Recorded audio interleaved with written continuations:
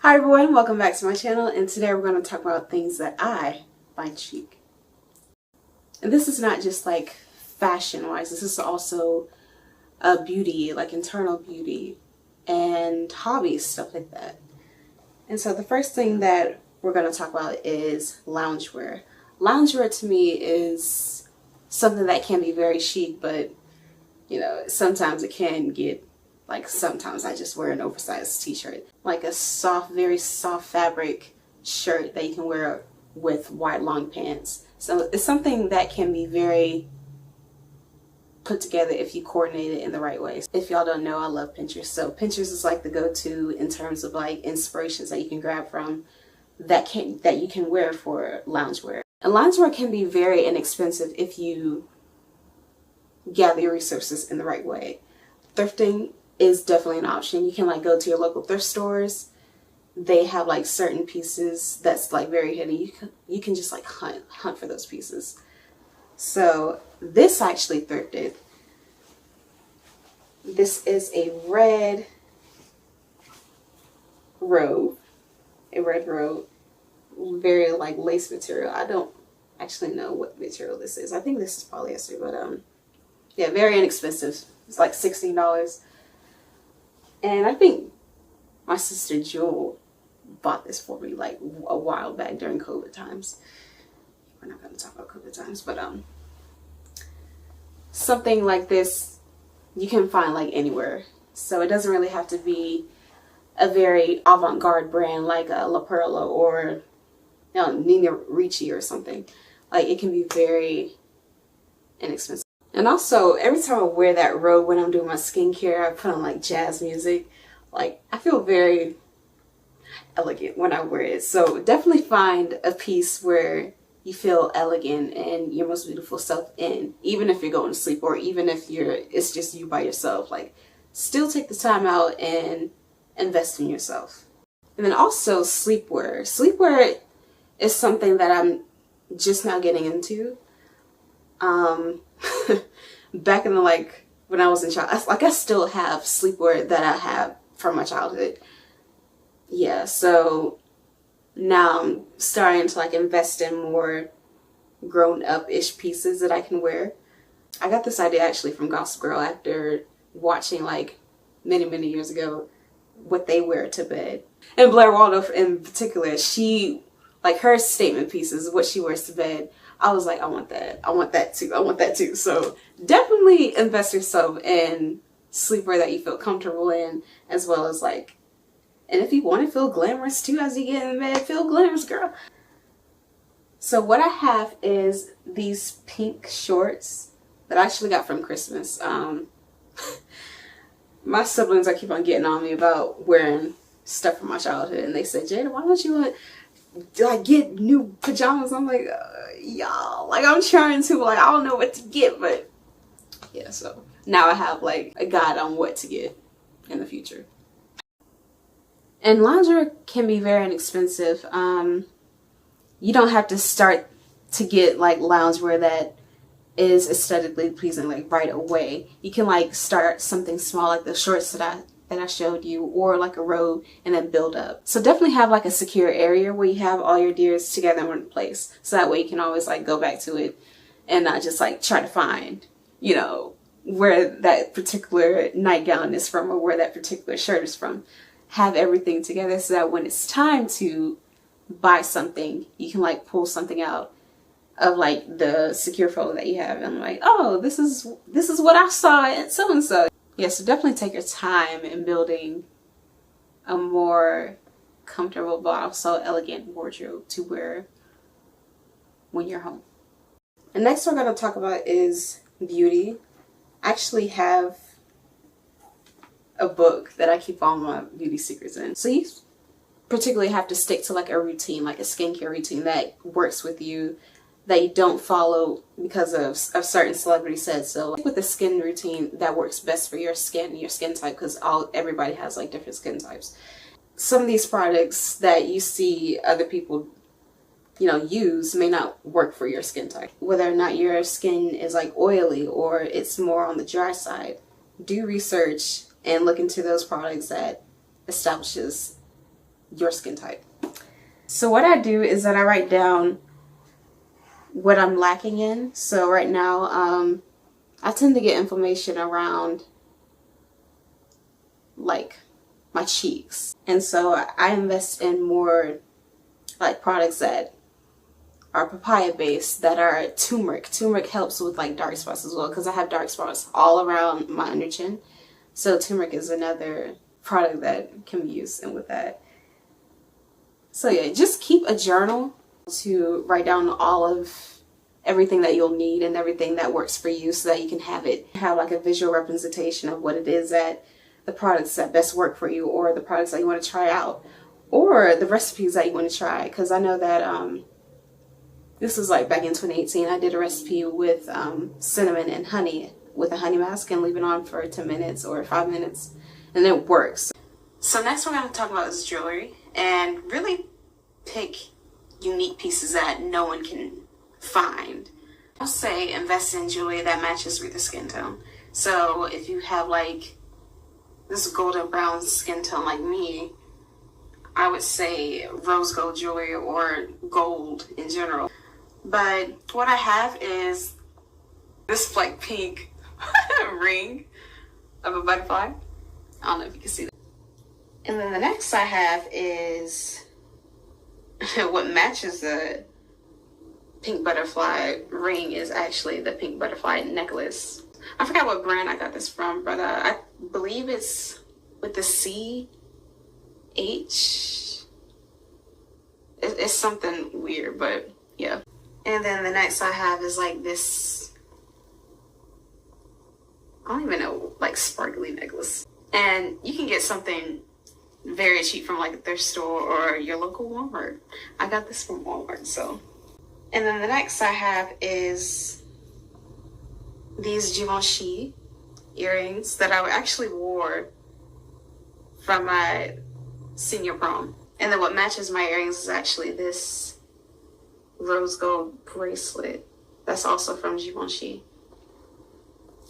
And then I just have my grandmother's ring, and then my mom actually gave me this ring right here. Very much keep up with the jewelry as well, because I know that certain jewelry can deteriorate from like over time, so definitely keep up with your jewelry. Invest in like polishing in case it needs like polishing, or like look up different methods to use, because I know that if you buy high-end brand jewelry from like a Givenchy or Chanel or something like that, or research what they do to clean their jewelry, and then invest in a more inexpensive way to clean your jewelry. I know that Apple watches are popular nowadays, or like, I don't know, any kind of smartwatch, but I like classic, everyday tick tick tick watches. So like really invest yourself in a watch that you like, or maybe there's a particular design that you're interested in. I got this actually from eBay. So it ranges from like very cheap. You can get watches on eBay, Poshmark, Depop, I believe. You find a particular design that you like. This is the dial is mother of pearl, and then there's crystals around it. And if you're interested, this watch that I have, the brand of the watch that I have is Retenir, a French brand. So yeah, just invest in a very lovely watch and jewelry pieces that is unique to you, and also gives you inspiration, because we all need that in life. We all need a little bit of inspiration. Next is perfume. I know that certain smells or certain musks that, you know, like white musk in general, may not be suited for a person because of how they sweat. What I mean by that is that I know that certain perfumes can smell a certain way after like a long period of time. So some perfumes that work best for me is Olympia by Paco Rabanne. This is actually my favorite perfume of all time. The way it just smells like, wait, hold on. Yeah, it just smells like crisp autumn meadow. Yeah, crisp autumn meadow. Got so many compliments just by wearing this. Like I didn't have to mix anything with it. It's just by itself, and people are like, what are you wearing? I'm like, Paco Rabanne, Olympia, girl. But yeah. Next perfume I have is Goddess by Burberry. This is like the best vanilla smell of all time. Like, it's not cheap smelling. You know what I'm talking about, like how certain vanilla smells can smell cheap. This is not cheap at all. This smells very elegant, like something that you would smell in like in London, or afternoon teas. This is what you would smell in afternoon teas. Just like, you know, little. And then something on the inexpensive option, I have Chai Eclair.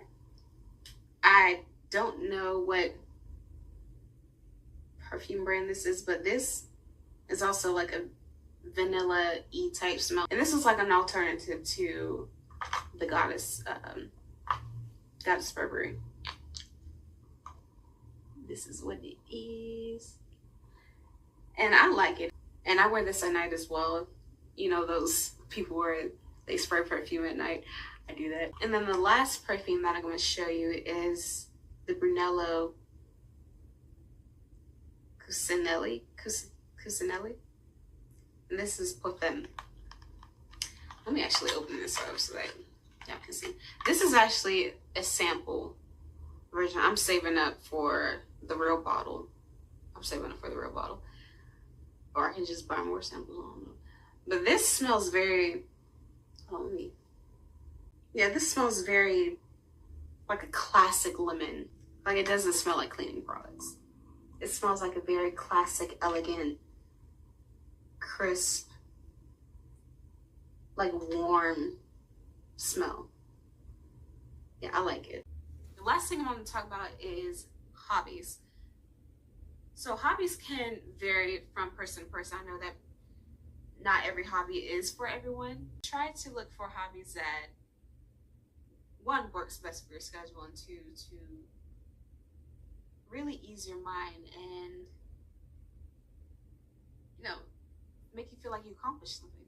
So my hobbies that I tend to go for is drawing. I'm a fashion designer, so it really like helps me relax. It helps me get into the zone of creativity in itself.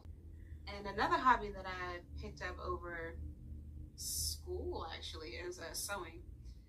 Now that I finally know and feel confident how to sew on the sewing machine, now like I've sewed a pair of pajama shorts, you know, so well, I wouldn't say sewing is for everyone, because it is a very meticulous method of how to do things. The different sewing methods that they have it can be complicated.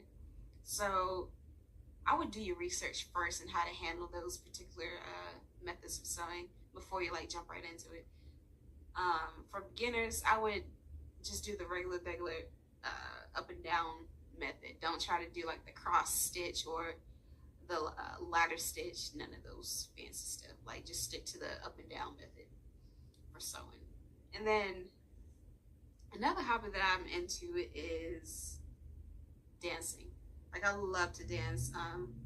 In college, actually, I did jazz dance, I did African, and I did contemporary dance. I know I'm wearing like a ballet top. I don't do ballet. Like, me being the weight that I am, no, that's not a possibility, because you have to build up a lot of strength in your ankles, because all your weight is on your ankles, you know, or your toes, I think. And you have to be there the entire dance routine. I'm just like, no, that's not for me. Like, I already don't like, no. Nah, I'm good. But it's a very beautiful sport, and plus I like dancing freely. I don't like being so structured, you know, because ballet is a very structured dance form. You have to move a certain way, you have to like leap a certain way. So yeah. And another hobby, I know I have like a lot of hobbies, but another hobby that you can invest in is event planning. Event planning to me is very fun. It can be very fun and also very stressful if you handle it in the right way and if you research early on rather than doing things last minute. So it doesn't have to be this grand thing that you do annually. It can be very minimal, like bringing friends together for a book club or bringing friends for a tea party. in particular, or moving aid even with like a projector. But event planning can be a very fulfilling job. Gathering people together and having everyone enjoy themselves, seeing everyone being happy. Like it can be very fulfilling. Another hobby that I'll mention is pottery. I love pottery, doing it in, I think, high school. High school was such a long time ago, but yes, high school. I recently got into pottery because of this book I've been reading, and I was like, I'm gonna do that, or I'm gonna do that again. So pottery is a very calming hobby to do. It can be meticulous in a way, but other than that, it's just me and like this big wheel, and I'm like forming clay. And that's it. Definitely let me know if you want to see like a part 2. There's a lot more of things that I find chic, but definitely let me know what it is that you like or what you like to have more clarity on in the comments. And that's it. All right, thank y'all so much for watching, and I'll see you next time. Bye.